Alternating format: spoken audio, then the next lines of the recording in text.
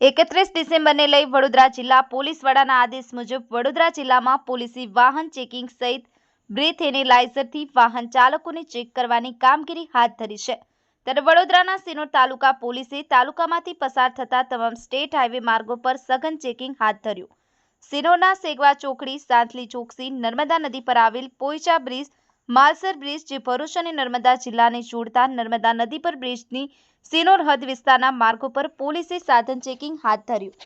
31 ડિસેમ્બરને લઈ drink and drive કામગીરી સતત કરી રહી છે Sinor police. Sinor PSI MS Jadeja સહિત સિનોર પોલીસ ટીમો કામે લાગી।